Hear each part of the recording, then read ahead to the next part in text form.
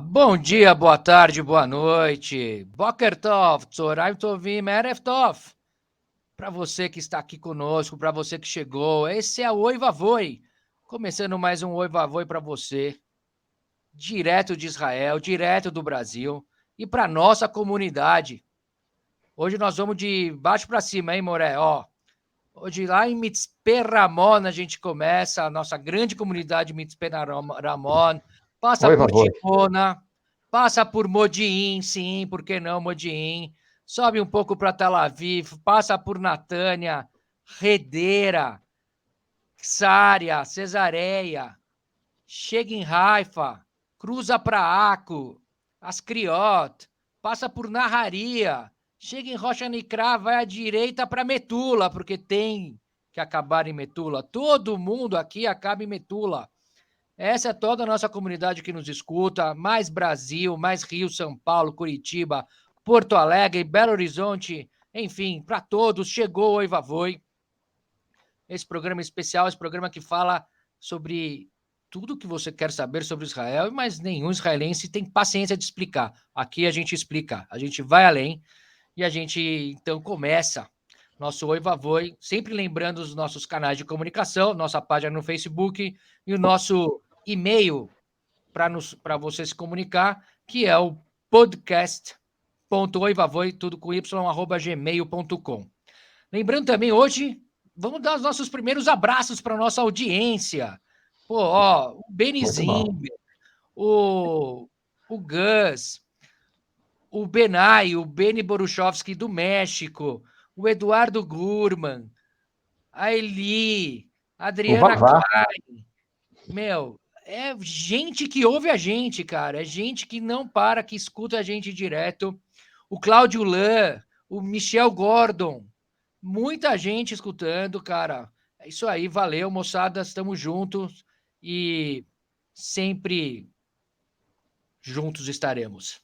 Então é isso. Começamos nosso Oi Vavoi com os nossos queridos co-apresentadores juntos. E o nosso destaque inicial que começa agora. Um parente especial para Dani Marcos. Nosso Hazan também escuta a gente. É isso. Começando o destaque inicial, então, Sérgio. O Klops também, desculpa, cara. Que você vai lembrando. Serginho Finger, de Modim para o Mundo, Moré. Boa tarde, boa noite, bom dia. Seu destaque inicial. Boa tarde, bom dia, boa noite. Boker Tov, Erev Tov, Tzoram Tovim, né? Eu vou... O meu destaque seria sobre os problemas que a gente pode acabar enfrentando numa viagem para Israel, né? Que teve um paraplégico essa semana que teve que sair se arrastando do avião porque não conseguiram trazer uma cadeira de rodas para ele. E eu vou deixar esse como sendo o meu destaque. Joia, a gente vai aprofundar. Agora o seu destaque inicial, o homem de Santo André e para o mundo, que hoje Rehovot. Rehovot. Rehovot. Rehovot, porra. Rehovot, Melão, Gerson Lerner. Tudo bem? Bom dia, Fala. boa tarde, boa noite, todo mundo. Destaque de hoje vai para a comemoração. A gente está passando de comemoração em comemoração. A gente começou lá em Pessah e não parou até agora. Teve no meio Yom Ha'atzmaut, teve no meio Yom HaShoah, Yom HaZikaron, e agora a gente está chegando em Lag BaOmer, no meio da contagem do Omer, quarta-feira à noite. Começa toda uma celebração em Israel inteira, acho que vale a pena a gente comentar um pouco como é que a gente celebra aqui em Israel o Lag BaOmer, um pouquinho dessas histórias aqui, a gente vai bater um papinho sobre isso daqui a pouco também. Então, legal. Então, nós vamos começar já a partir de agora a bater esse papo, né? A gente hoje toca o programa Nós Três. Então, Melão, pode explicar o que é Lag BaOmer, o que a gente comemora, o que é esse negócio de acender fogueira, enfim, dá um panorama. Lag BaOmer, a história de Lag BaOmer, na verdade, tem um lado muito místico. Primeiro explicar o que é a contagem do Omer, é a contagem que vai de Pesach até Shavuot, que diz que na saída do Egito, que foi no tempo em que saíram do Egito até passados 7 semanas, 49 dias, que no 50º dia que eles receberam as tábuas da lei, então tem toda essa comemoração, que é o que a gente comemora em Shavuot. Mas nesses dias, como é que é um dia? Imagina que os comentários são que o povo ainda estava andando, saindo do Egito, ainda sem a Torá, então se faz uma contagem, são dias que a gente, não são dias de tristeza, mas não são dias de alegria, ok? Então essa contagem do Homer, os religiosos não fazem casamento, não se faz casamento, as crianças não, as crianças que têm treino não cortam cabelo, porque qualquer celebração não se costuma fazer durante essa contagem do Homer, se você tem escolha. Claro, o Brit Milá você faz, essas outras coisas você faz, mas comemorações você pode escolher a data, você não faz durante a contagem do Homer. Menos no dia 33 do Homer, que começou essa quarta-feira e termina na quinta-feira, quarta-feira à noite até quinta-feira, e esse dia 33 do Homer, as letras que formam o número 33 em hebraico, Lamed Gimel, eles significam Lag. Lag nada mais é que uma contagem, como se fosse o dia 33 da contagem do Homer. Explicado o nome, o que é a comemoração? A comemoração remete, tem um significado muito místico, essa comemoração. Primeiro, aconteceram duas coisas que dizem que nesse mesmo dia que marcaram para que todo mundo comemorasse. Primeiro, que os discípulos, dizem que os discípulos do Rabi Akiva estavam passando por uma praga, que estava matando ele. Para falar em praga, o dia chega hoje, acabamos de sair do corona, olha aqui, mas que eles estavam passando por uma praga que os alunos estavam morrendo, ok? E parece que no dia 33 da contagem do Homer, essa praga parou e os alunos pararam de morrer, por isso é um dia de muita celebração. E por outro lado, é o dia da morte do escritor do Zohar, que é o livro básico do misticismo judaico, da Kabbalah, que dizem que esse livro foi que tirou a Kabbalah, a mística judaica, só do aspecto para os conhecedores, para os sábios, e trouxe também a divulgação dessa mística para o resto do povo também. E parece que... e a morte dele foi nesse dia, e nesse dia faz toda a celebração, comparado com essa mística. Agora, quais são as celebrações? Acender fogueiras. Então, assim, em Israel hoje em dia, e aí o Serginho já até para entrar aqui em Israel, uma das comemorações é acender fogueiras, mas uma das coisas que já vem mudando é que o que acontecia é que realmente as pessoas tinham que fechar todas as janelas das casas durante Lag BaOmer, durante a noite de Lag BaOmer, porque vinha fumaça de todo lado, que tinha a todo lado, e realmente causava bastante bastante risco de incêndio. Então, atualmente existe a tradição da fogueira, mas em locais bastante delimitados, né? Então, existem as fogueiras que estão... Então, as cidades costumam ter alguma fogueira grande em algum lugar e controlado, não em todos os lugares assim. Então, e aqui, então, se costuma... não vou dizer, não vou comparar com a festa junina, não é isso, mas é que tem uma fogueira, as pessoas brincam em volta da fogueira, e tudo isso ligado também, tem o significado místico dessa chama, do misticismo da chama que tem ali no meio. Algo mais, Serginho? Muita coisa mais, na verdade. Quando você estava falando, tudo me envolveu assim, eu comecei a pensar como sendo uma data do comércio, né? Porque eles retêm toda a demanda, né? Todo o tempo, assim. Aí, em um dia, eles soltam represa, vai ter festa, vai ter um monte de coisa, vai ter... Então, me soou, assim, meio como o Dia das Mães, né? Mas não é. Dia das Mães aqui é Pêssego mesmo. E, não, Pêssego é uma loucura, né? Época das reformas, quando em Pêssego todo mundo bota as coisas velhas para fora de casa, é uma ótima época para montar a sua casa, porque as pessoas põem os móveis para fora, põem os eletrodomésticos antigos para fora, isso em Pêssego, né? Você só vai ter que disputar com a máfia dos coletores aqui, mas não tem problema, olha para os dois lados e pode pegar as coisas, né? Agora, o Lag BaOmer foi uma coisa estranha, que Lag BaOmer sempre foi a festa das fogueiras, né? Não tinha alguma história dos macabeus, algum tipo de comemoração que eles faziam, eu não lembro bem, mas lembro que sim, Lag BaOmer é a festa das fogueiras, né? O que acontece é que tem uma diretriz do governo nacional para não fazer fogueira, entendeu? Em Lag BaOmer não se faz fogueira. E existem alguns prefeitos populistas que resolveram falar assim, na minha cidade vai ter fogueira, entendeu? E de maneira a se popularizar no meio, falar, um não teve, o outro sim, eles deixam fazer algumas fogueiras. Eu lembro de Modin, quando Modin ainda tinha fogueira e era bela fogueira. Hoje em dia está proibido. Mas, Fumaça por pra exemplo, todo lado. eu conheço gente que fala assim, eu vou para o meio da floresta e vou fazer uma fogueira com as crianças hoje. Ou ainda ouvi, vou acender a churrasqueira hoje, algumas coisas do estilo. Tentam burlar, mas eles tudo menos deixar de... pelas crianças, né? Tudo pelas crianças, né? E Lag BaOmer tem uma outra... Só para colocar, é um exemplo, um paralelo, é como se fossem os balões aqui de São João, né? São Exato. proibidos e mais ou menos a galera não quer nem saber, solta mesmo, continua soltando e é bem perigoso e é isso, cara. Por um motivo ideológico, na verdade, a gente teve os balões de casa, né? Não vamos esquecer deles, não, que foi uma pane, né? Você fala assim, a gente está preparado para receber um foguete, né? Agora, um balão, ou não, né? 1 milhão de balões a gente não tá.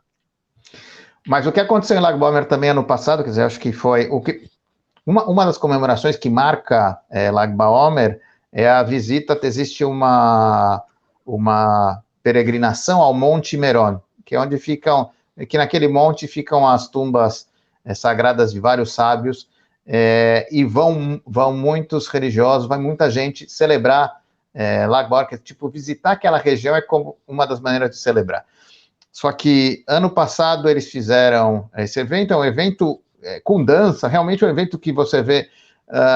tem umas cenas que você vê todos os religiosos dançando juntos, apertadinhos, que mostram nos vídeos, que botam musiquinhas e dublam. É ali mesmo de Meron, onde está todo mundo lotado e todo mundo fica cantando e celebrando, etc e tal, e todo mundo juntinho, porque é muita gente. E ano passado... Uma rave de judeus ortodoxos. Exato. E nessa rave, nesse encontro no Monte Meron ano passado, aconteceu uma tragédia, que caíram, o pessoal que estava, caíram algumas arquibancadas, onde as pessoas estavam em cima pulando, e no caminho as pessoas ficaram presas e morreram, se não me engano, mais de 30 pessoas. Foi uma super... Efeito dominó, né? Exato. Foi uma super tragédia. Uma fileira de cima caiu na de baixo, que foi caindo, e o pessoal acabou pisoteado, esmagado embaixo. Uma loucura, né? E esse ano, e aí é que tem uma outra coisa da atualidade de Israel, esse ano, em teoria, nós vamos checar depois, mas em teoria está sendo tomado muito mais cuidado, estão vindo com condições de segurança maiores que não tinham na época que os organizadores, no final ainda não acharam ainda os culpados por essa tragédia, mas de qualquer maneira já estão, quer dizer, limitando as visitas, limitando o número de pessoas, só pode subir, porque tem que entender que é na subida de uma montanha e não se pode chegar com carro particular atualmente, só pode vir com ônibus, então você tem que ter a entrada, senão você não consegue nem chegar lá agora, mas é uma das tradições. Quem foi para lá antes dessa tragédia, ou excetuando essa tragédia, disse que é um momento bastante singular de Israel e vale a pena assistir primeiro, para quem ainda nunca viu, dar uma procurada no Monte Meron, e quem estiver por aqui um dia, quem estiver morando aqui em Israel, em Lag BaOmer, se planejar para ir com calma, para quem quiser ver, dizem que é uma experiência única, né? Posso falar, por favor? Não. Essa história, duas coisas assim que eu acho interessante falar. Eu conversei com uma pessoa que estava o ano passado lá em Monte Meron e eu não sabia. Monte Meron é um complexo, né? Ele tem muitos locais assim. Então aconteceu esse fato, foi uma tragédia e ele não ficou sabendo, entendeu? Ele ficou sabendo só quando ele chegou em casa. Ele também não ficou até o final. Ele passou a primeira noite, mas lá não teve esse alarde, né? E a segunda coisa me parece um pouco da síndrome do infarto, né? Você sabe aquela síndrome do infarto que quando alguém que você conhece infartou, sai todo mundo correndo para o médico e tenta fazer alguma coisa, né? E foi isso, foi totalmente reativo, né? Eles todos sabiam que existia o risco, já tinha acontecido, tipo, na análise de risco já sabia, ninguém teve coragem de se meter com os religiosos, falar, não vai ter, não passou pela ideia, mesmo por causa da questão dos votos, né? Eles faziam parte da sustentação do governo e falar não para eles ia ser complicado, então foi uma tragédia com um fundo político, sim, né? Foi uma tragédia anunciada, mais ou menos, é verdade. É verdade.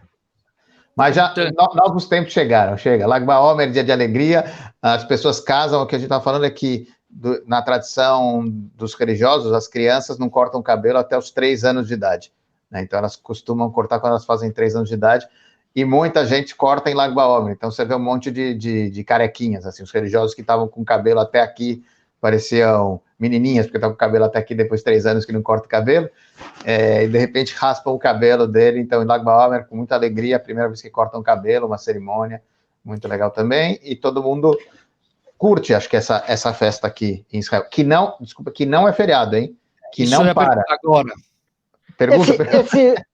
Esse lance do cabelo é alguma coisa que eu estou descobrindo depois da Aliá, então deve ter alguma coisa de, vamos dizer assim, de Mizrahi na coisa, né? A comunidade de São Paulo, você não deixa 3 anos uma criança com o cabelo crescendo, né? Não me lembro de ter visto. Assim. Acho que deixa mais religioso, né? É mais religioso. Mais religioso, mas aqui não. Aqui não é religioso, aqui é todo mundo. Mas não tem. Então, mas o que eu estava falando é que você perguntou. Lag BaOmer é uma festa, mas não é feriado.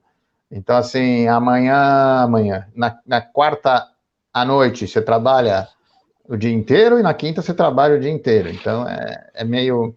Então, mesmo místico, é o lado místico da festa. Você não tem um feriado para Lag BaOmer. Mas todo mundo sabe que tem, todo mundo, essas são celebrações, um pouco na natureza, ou na parte mística religiosa. E Israel realmente tem isso, né, de mudar e de fazer isso, e ao mesmo tempo continuar andando. Como a gente estava falando, né, o país de contrastes, mas é outra história.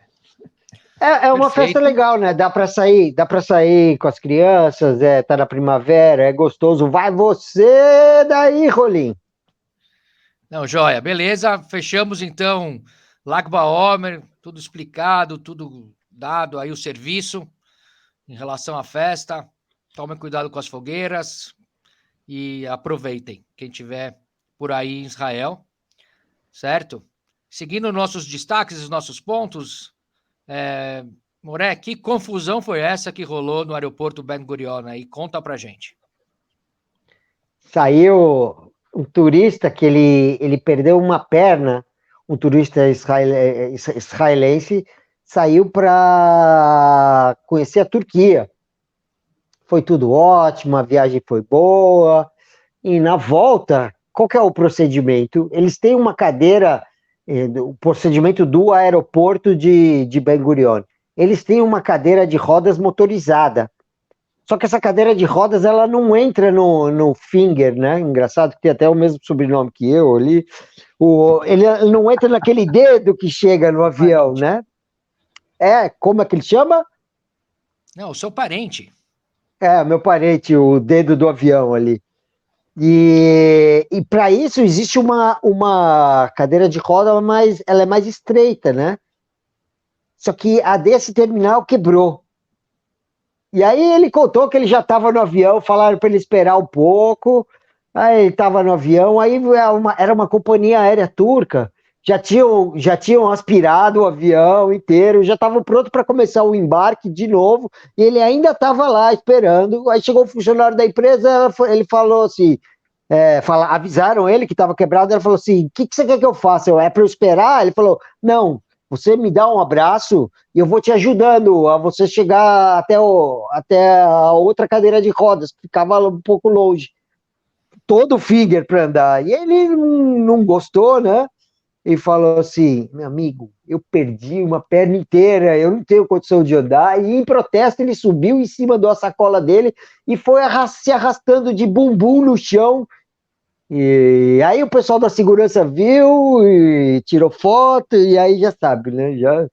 Já publicou. Viralizou. E é isso. Israel deixa os paraplégicos se arrastarem, porque não tem cadeira de rodas no aeroporto de Ben Gurion. Essa Não, é a história. mas tem muito acontecendo. Eu acho que o que está acontecendo também está faltando mão de obra agora para parte dos aeroportos das companhias aéreas, das companhias aéreas aqui de Israel, estão faltando. Depois que voltou do corona, onde muita gente perdeu o emprego e teve que se rearranjar, não foram todos que voltaram para os empregos antigos. Então está acontecendo realmente uma falta de mão de obra no que era conhecido do trabalho dos aeroportos, o que está causando alguma confusão. Na verdade, nas grandes viagens, todo mundo que teve, na saída, todo mundo em Pessach viaja para fora, porque tem feriado e pode viajar, realmente tiveram problemas no aeroporto, que não foram nem por causa de segurança, nem por causa de tempo de espera, nem por causa do corona, mas muito mais por falta das pessoas que deveriam estar para fazer esses serviços de translado, de carregar bagagem, esse tipo de serviço. Então, infelizmente, Israel está voltando agora à normalidade e a gente espera que isso não aconteça mais, mas é verdade, viraliza, né? Para a brasileirada aí que está procurando trabalho aí, né, meu? Entre em contato com Ben Gurion. Eu acho que é o jeito meigo de olhar a situação essa, cara. Eu gostei, mas eu acho que tá faltando gente que eles pagam mal mesmo, entendeu? E por isso o pessoal não voltou para lá. É o trabalho escravo de ficar carregando mala e ficar fazendo pergunta, é maçante e paga mal. Só, é simples. A solução é essa, a solução é que pagar melhor. Paga melhor, resolve. Claro. Bom, de qualquer maneira, a brasileirada tem aí duas visões. Mas que se você estiver procurando trabalho para começar, né? Enfim, né? Sempre há uma possibilidade. E chegando lá, você troca uma ideia com o boss. Bom, então fechamos, quer dizer, mais esse caso complicado, mas ao mesmo tempo, enfim, interessante de saber o que aconteceu em Ben Gurion. E a gente passa agora para um outro destaque, para uma outra questão que aconteceu aí, queria escutar de vocês, que foi uma simulação que houve de um exercício de guerra em que o Exército, a Marinha, a Aeronáutica fizeram em relação a um ataque, a um suposto ataque ao Irã. Queria entender melhor essa história, o que de fato aconteceu, como é que foi essa simulação, enfim, quem quer falar a respeito? Vamos lá. Primeiro, sim, foi uma simulação. Então, assim, aqui em casa deve estar na rota de uma das bases aéreas, porque se ouvia durante essa semana os voos passando, eu realmente espero não ter que passar algo real por aqui, nenhuma guerra, porque realmente é essa linha, e os aviões, para quem não sabe, primeiro é o barulho, para quem está no Brasil, é perto, sabe barulho que é para quem mora do lado do aeroporto? Mas isso não está lá do aeroporto, você ouve aquele avião e tem um outro efeito sonoro, são os aviões supersônicos, então quando eles cruzam a barreira do som, dá aquele estrondo, faz...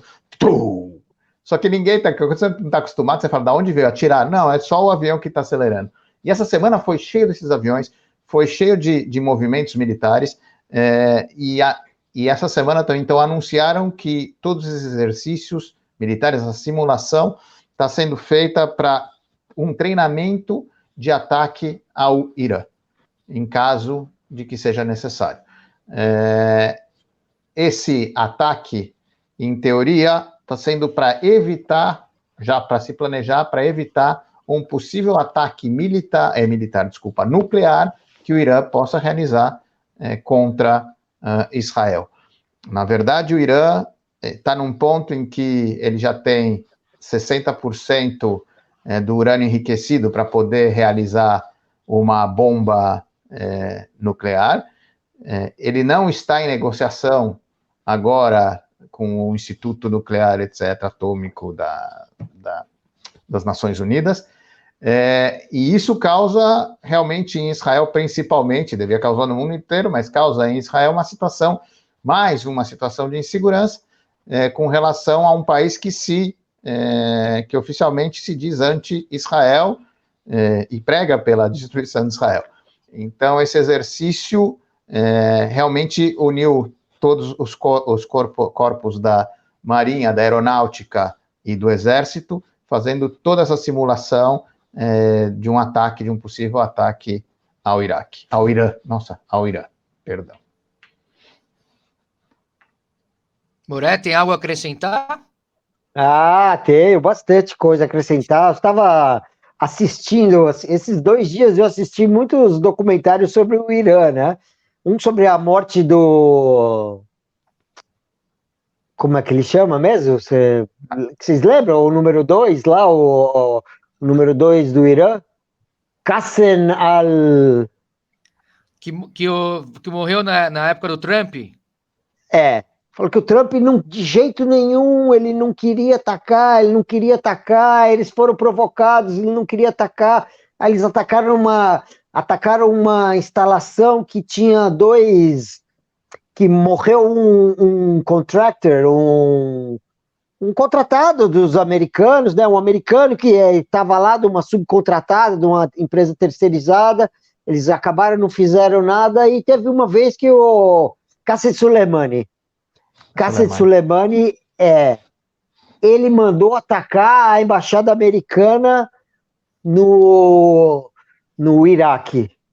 E aí o Trump achou que era o máximo e falou, acabou.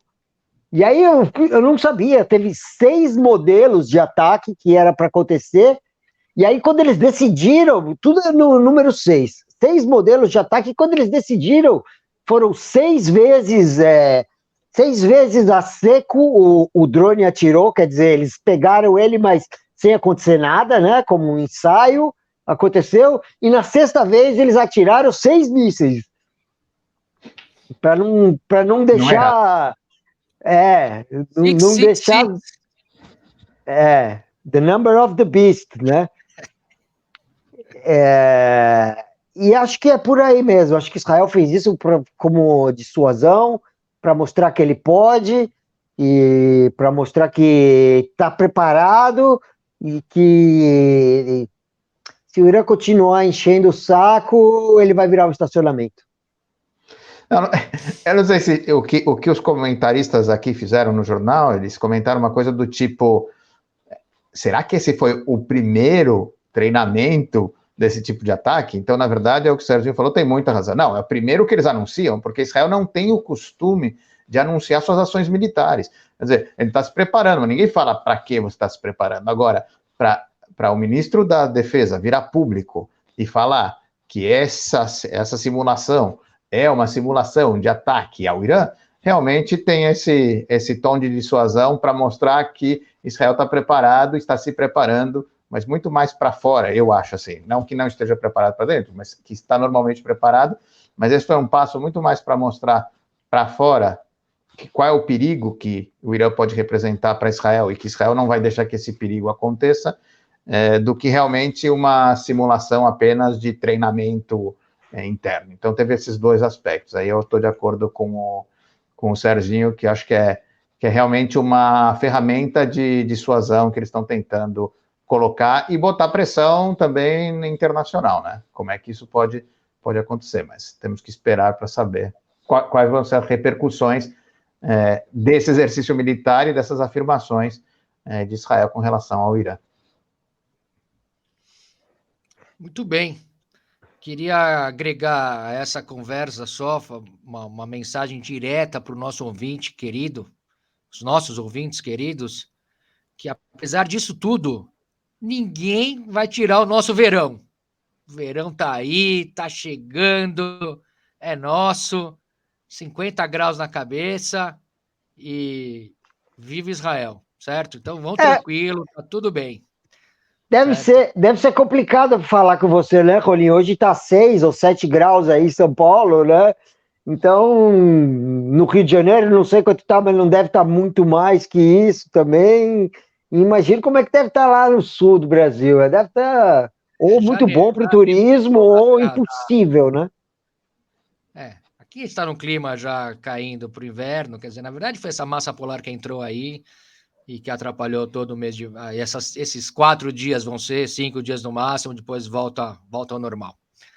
Mas eu falo isso principalmente para deixar claro que, por mais que exercícios que façam, por mais situações que Israel passe, Israel está aí, não vai fugir e bora que o verão está só começando.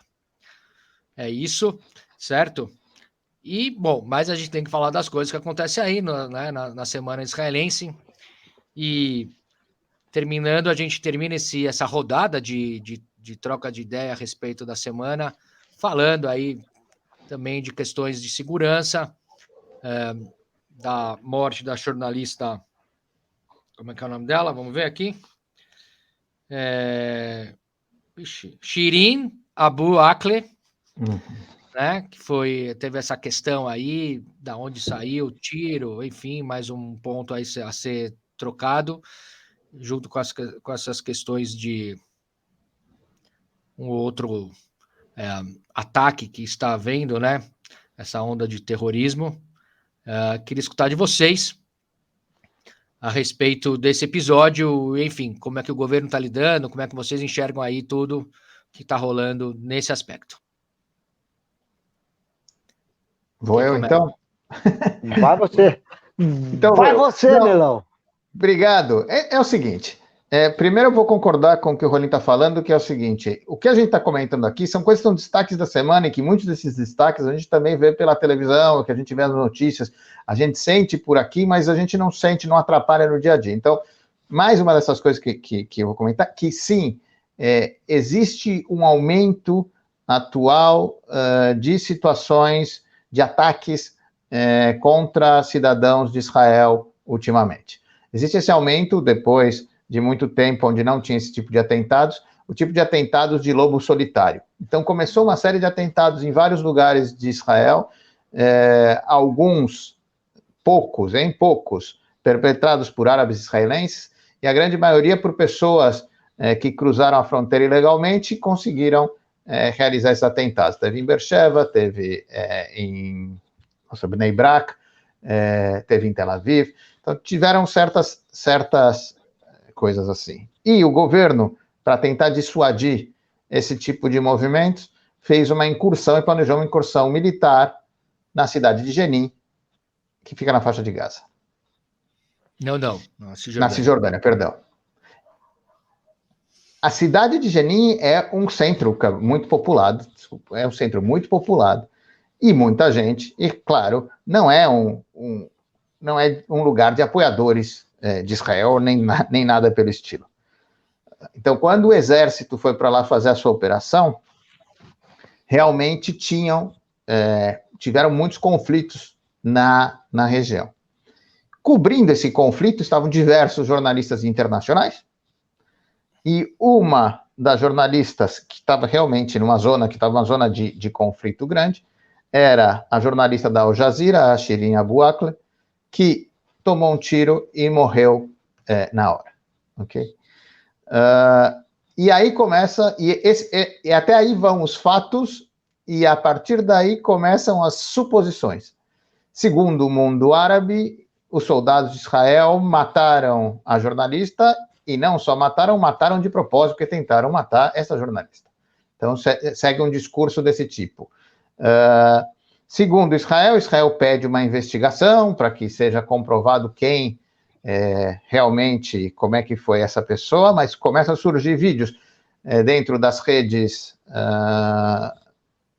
de israelenses, que mostram um palestino atirando e dizendo que ele comentou que conseguiu acertar alguém, e nesse dia nenhum soldado foi atingido. Então, pode ser que, se vocês veem as fotos, como ela estava toda de azul, vestida com colete à prova de bala e toda protegida, podia dar a impressão que fosse algum soldado inimigo. Agora, a questão... Essa foi a questão agora, como continuou. E o problema para mim, aí começa, acho que a gente pode falar, mas o problema maior não foi isso, já é ruim, mas o problema, para mim, maior foi no dia seguinte. No dia seguinte, durante o enterro, houveram confrontos. Outra vez a polícia esteve acompanhando o enterro, mas a polícia entrou em confrontos com os manifestantes ou com as pessoas que estavam acompanhando o enterro da jornalista. Em uma atitude que não quero nem dizer justificada ou injustificada, porque também mostraram cenas de pessoas atrás do caixão atirando pedras e que foram revoltas, mas pensando assim, a imagem que Israel deixou com relação ao enterro, na minha opinião, foram piores do que se Israel matou ou não matou realmente a própria jornalista, que estava numa região de conflito, isso poderia acontecer. E isso realmente está prejudicando, primeiro está acendendo o estopim das redes sociais em ataques a Israel, você pode buscar nas redes várias charges, várias caricaturas contra Israel a partir daí, e surgiu esse novo motivo, independente de ser verdadeiro ou não, independente de ser justificado ou não, mas há um novo motivo para destilar o ódio indiscriminado contra Israel a partir desse caso.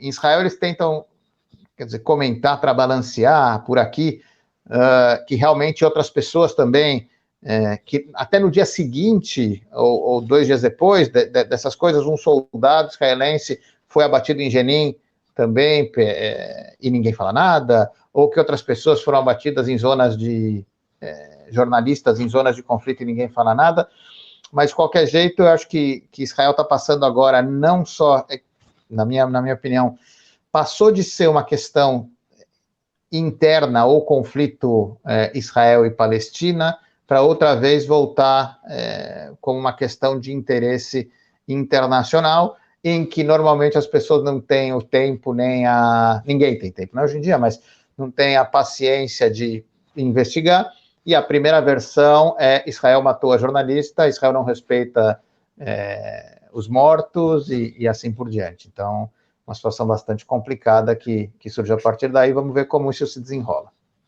Moré, só um minuto antes de você entrar, minha pergunta objetiva.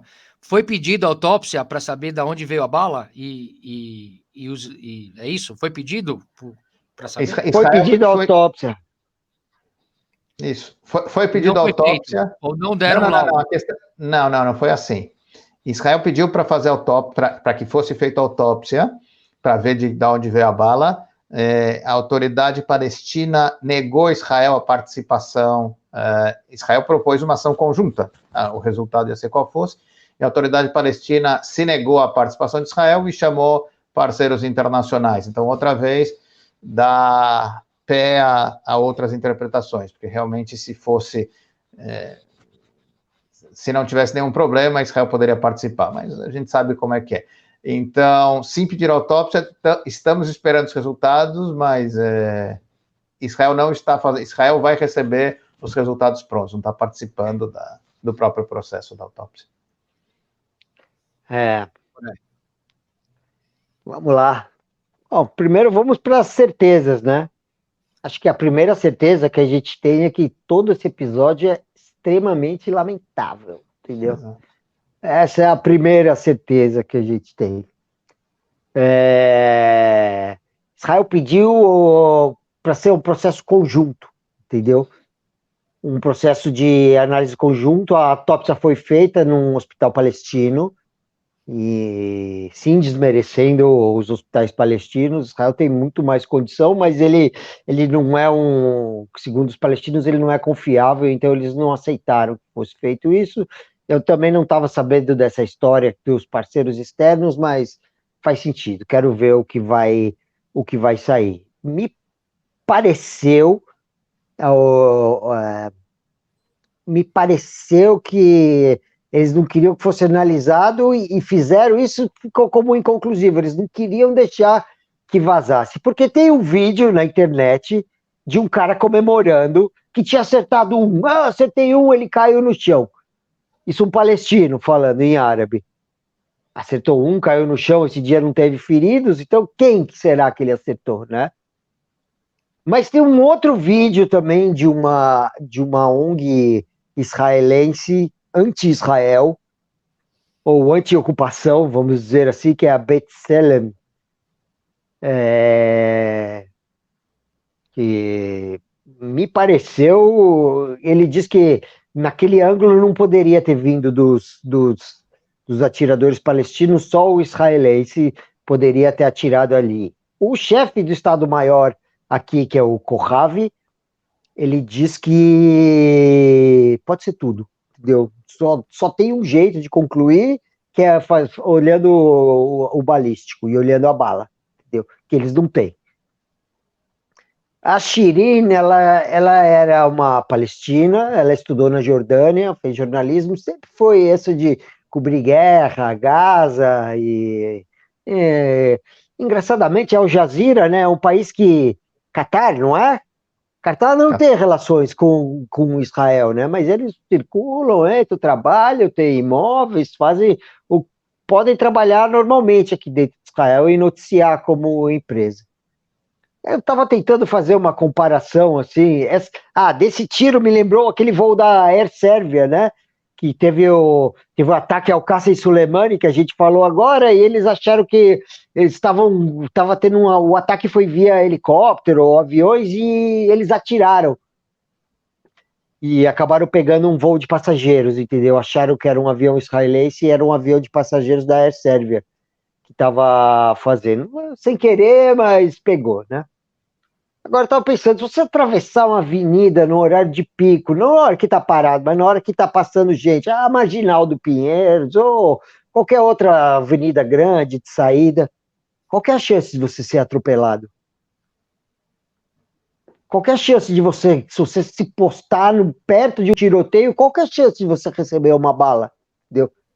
Então, esse é um trabalho bem ingrato. Tanto que existe um ranking internacional de morte de jornalista. Quais são os piores locais para trabalhar, que são os locais de conflito, né? Por que Jenin?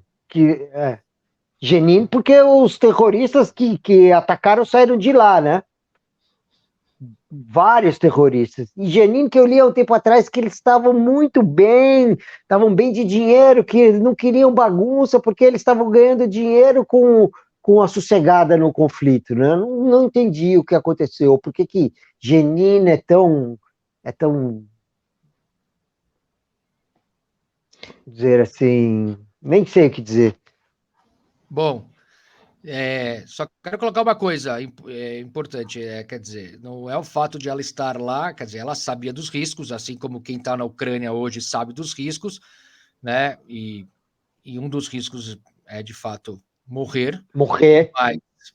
Mas isso, enfim, né? Isso não significa que a gente não pode, obviamente, culpá-la pelo fato de estar lá. Ela estava cumprindo com o seu dever, aquilo que ela acreditava, assim como todos os jornalistas fazem, né? E, enfim, entrou aí num momento, numa questão, infelizmente, complicada e que acabou atingindo a ela mesma, né? Mas é um drama, não. Esse é o ponto. Agora, o fato, por isso que eu perguntei sobre a autópsia, que eu acho que isso é importante sair. E, além disso, lamentar, obviamente, mais uma questão, porque isso, como tudo que acontece, vira uma guerra de narrativas e cada um quer defender o seu lado, e isso é péssimo para todo mundo. Então a gente espera que a verdade venha à tona, né? Que é isso que a gente torce. Mas como desenrola isso, né? Eu fico pensando que eu hoje recebi vídeos do Knesset, né, do Congresso, do Parlamento israelense, de uma deputada chama Lista Árabe, né? Que é a lista conjunta que os árabes fizeram para ganhar mais assentos, né? Mas ela não faz parte do governo e ela falou claramente que o Estado de Israel é legítimo e começou a bater. Eu falei, honra, mas ela é deputada nacional, ela é membro do Knesset e anti-Estado de Israel, pode isso? E acho que a democracia israelense suporta isso, parece, né? Ou pelo menos está se revoltando. Foi revoltante para muita gente, entendeu? Mas faz parte. Eu só queria encerrar também dando assim, né, como sempre, né, olhando de fora, né, mostrando, né, como foi dado o fato aqui. O Melão já deu um pouquinho, falou das redes sociais e tal, mas aqui na TV, o que eu vi, o pouco que eu vi, é impressionante a diferença de cobertura, né, de um ataque que é feito em Israel, né, onde a TV aqui dá 10 segundos, eu contei, ou menos ainda, o cara simplesmente dá um fato, contra o que essa situação, que aí são pelo menos 1 minuto e meio, 2 minutos de cobertura e análises e, e por que acontece isso? A jornalista, ainda mais, enfim, nesse caso era uma jornalista, então é assim, é duro essa diferença, né? E que ela existe sempre, né? Uma pena. Mas, enfim, faz parte aí da questão. Fala, Moré. Mas o horário nobre da televisão israelense, da TV aberta, pelo menos, é porradaria política aqui, entendeu? Esse que dá audiência, o pessoal gosta de ver eles se matando e acredito que alguma pessoa que não é daqui, não vê a língua, fala, meu, eles vão sair e um vai atirar no outro, né? Eu já tô acostumado com o tom, assim, mas é isso, e o pessoal não alivia, não, quando vai falar. Chama o outro de vigarista, ladrão, seu sujo, seu não sei o quê, é pesado o negócio, entendeu? Não tem carra, aí não tem carra nenhum, né? Não tem a palavra. Não. Que bom, não tem, mas nós temos que ter o nosso carro porque o tempo urge, né, Melão? Não sei como é que nós estamos de tempo. Estamos aí 46 minutinhos, vamos lá.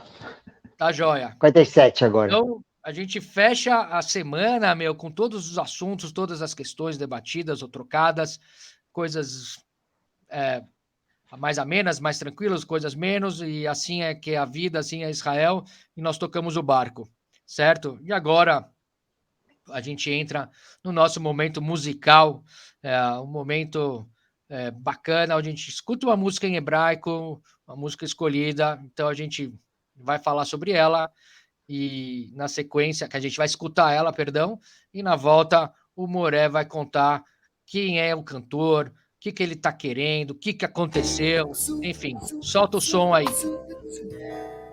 Mais alto.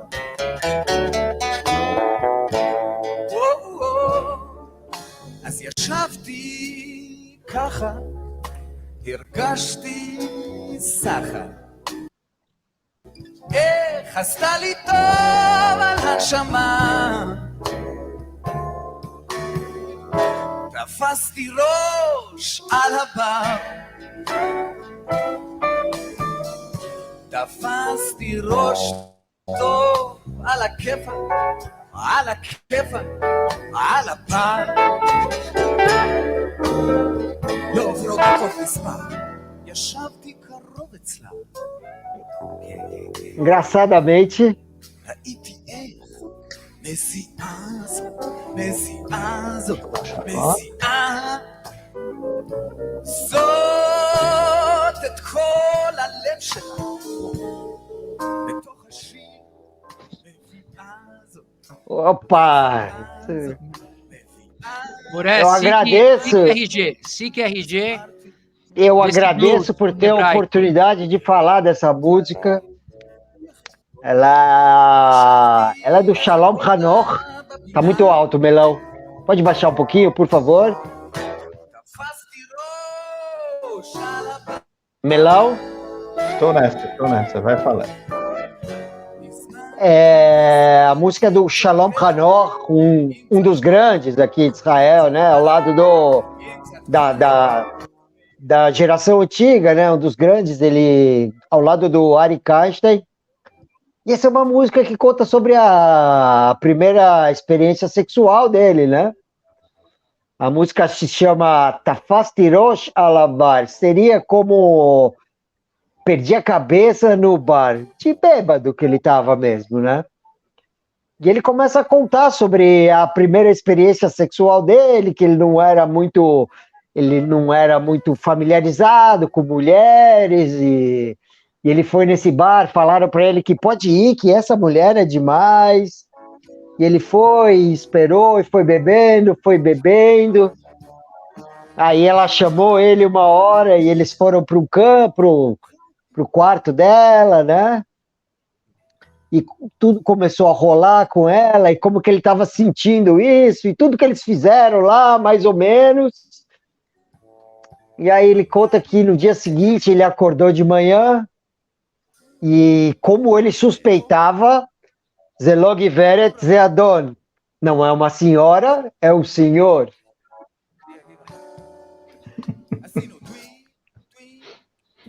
Ou seja, uma primeira experiência inolvidável. Travestida, vamos dizer assim, né? E é engraçado, Isso é real, né? Que ele real, não é algo que ele inventou. Ele não, a história, tanto que ele conta até, quando ele faz nos shows ao vivo, ele conta até o endereço do lugar que ele ia, entendeu? De onde ele foi, de onde aconteceu isso aí, né? Não, nos anos 60. Ele abre o coração e, enfim, conta, né? Fala, pô, fez parte. Isso aí, bola pra frente. E aí, vou até contar mais uma curiosidade, né? Que a palavra em hebraico para travesti é coccinelle. E coccinelle, em francês, é Joaninha. Sabe a Joaninha? E era o nome de um filme dos anos 60 de um homem que se travestia. E o nome do filme era Coccinelle, que era Joaninha, e aí ficou Coccinelle. E até hoje, Coccinelle é Coccinelle. Bacana. Tá bom, bacana. Zelog Veret Zeadon. Fica aí a sugestão para você. Pode procurar no YouTube. Eu gosto como fala YouTube. Em hebraico é YouTube. Né? E Google. É uma música longa, né? Uma música, um blues, né? E, deve ter uns 10 minutos, né? É um blues em hebraico, tem uns 10 minutos, se bem que com esse foi com a participação de um guitarrista israelense de blues, também Nashville, se chama Ronnie Peterson, muito bom ele, recomendo a versão dessa música com Ronnie Peterson. Yofi. Muito bem, cara, muito bacana. Então essa foi a música, essa foi a dica aí do Moré, esse blues em hebraico, Shalom Hanoch, um dos grandes de fato. Vamos trazer mais Shalom Hanoch aí, que ele tem músicas bacanas aí para tocar. É até difícil de escolher uma música só, né? Colocar, tem mais Machina, tem Haverim Shel Natasha, tem tanta coisa que eu gosto, tanta curiosidade que é difícil. Ótimo. Mas então a gente Yala. Aqui para te escutar, Moré. Davai. Yala. Joia.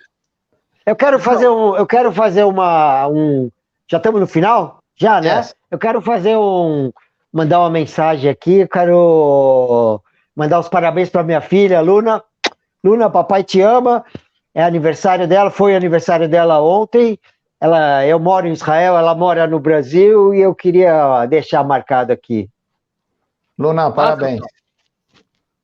Mazel Tov. 10 anos. Mazel Tov, Luna. Yofi.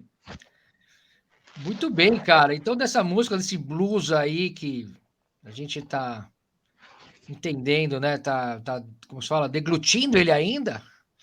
A gente passa para outra coisa para o outro mundo, que é o mundo da tecnologia, que a gente fala uma dica, um ponto, uma curiosidade que está rolando em Israel em termos de tecnologia. O Melão vem trazer essa para a gente. Fala, Melão, qual que é o seu ponto essa semana? Essa semana... É com você, Gerson Lerner. Essa semana vai ser rapidinho também, porque nós estamos acabando o programa, mas vale a pena saber que essa semana eu também me senti meio em Blade Runner, porque eu fui num restaurante comer, um restaurante que eu costumo ir, Benedict, aqui perto de casa, E realmente a gente entrou no restaurante e a gente notou uma coisa estranha que está acontecendo, e de repente tinha umas coisas, como se fossem umas estantes, mas tinha umas coisas se mexendo sozinhas. Já tem garçom robô nesse restaurante. É uma surpresa, quer dizer, que já chegamos no nível em Israel, que em alguns lugares já tem garçom robô.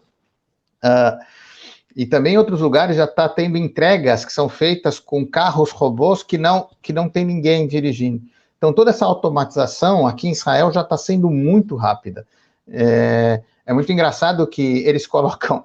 Então, tem uma telinha de LEDs, né, que é uma coisinha baixinha, parece uma estantezinha que anda, assim, mas tem uma telinha de LEDs, então, se ela está de frente, você vê o nome, cada um eles puseram um nome em cada um dos garçons robôs, e ele tem uma carinha, quando está de frente, eles fazem um emoji, uma carinha que te sorri, não sei o quê, e é super, super já inovador, uma coisa que eu, sei lá, que você vê que talvez aconteça em outros lugares, Japão, ou muita coisa de robótica, já está acontecendo aqui do lado de casa, e eu acho que deve acontecer logo no mundo, que essa questão de que a tecnologia está avançando até certos momentos que vão chegar a substituir certos trabalhos.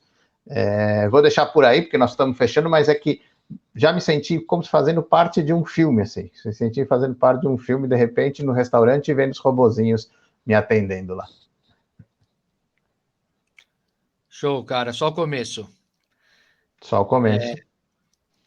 Mas eu não sei se vai conseguir substituir o garçom, não. O sorriso, a simpatia, a gentileza, o contato pessoal. Dá para fazer o sanduíche, mas tirando tudo, menos o picles. Não sei como é que vai funcionar isso aí. Estou curioso. Não tem substituto. O garçom israelense já é uma outra história para outra. Para um outro papo. Boa. Aliás, um abraço para o grande Joacir, do Joaquins, aqui de São Paulo. O melhor sanduíche. Enfim, esse cara... Manda ele mandar uns pra gente aqui em Israel. A gente tá topando, não tem problema. Vamos levar ele para lá. Vamos levar... Com milkshake. Joia. 3 minutos. 3 minutos. Então, meus, dica cultural rapidíssima. Falar um pouco de série, né? Muita gente falou a respeito dessa série essa semana para mim, então quero deixar para vocês na Prime Video, Amazon Video, né, aqui pelo menos no Brasil, o seriado baseado num livro chamado Yossi, como é que chama? Espião Arrependido. Obrigado. O Espião Arrependido, baseado é uma série argentina que conta a história de um cara que é do Serviço Secreto Argentino, CID. Ele se infiltra na comunidade judaica para entender se vai haver, de fato, uma tomada da comunidade judaica na Amazônia, ou seja, se eles vão pegar a Amazônia, ó, que viagem, a Patagônia para eles, e que foi, na verdade, era um mito que existia, né, que os judeus queriam se apoderar do sul da Argentina, então ele entra para entender, ele entra dentro da comunidade judaica para começar a entender esse plano, e ele se aprofunda e vai entender coisas, é uma coisa recente, e vai entender coisas mais complicadas, né, que tem a ver com os atentados que estiveram na Argentina nos anos 90, o atentado da embaixada israelense em Buenos Aires, 92, 17 de março, e em 94, 18 de julho, o atentado à AMIA. Então, para quem curte esse tipo de história, para quem quer entender, tá valendo essa série aí. Muito bem. Moré, mais alguma coisa? Não, 1 minuto. Quero deixar aqui o meu Hag Sameach. Hag Sameach. E tem também Teherã 2, para quem está em Israel, ou aqui no Brasil, na Apple TV, com a Glenn Close, que entra no esquema para ver. Então, também uma ótima série aí falando. Beleza? Tchau, então é pessoal. isso, meu. Tchau, pessoal. Valeu.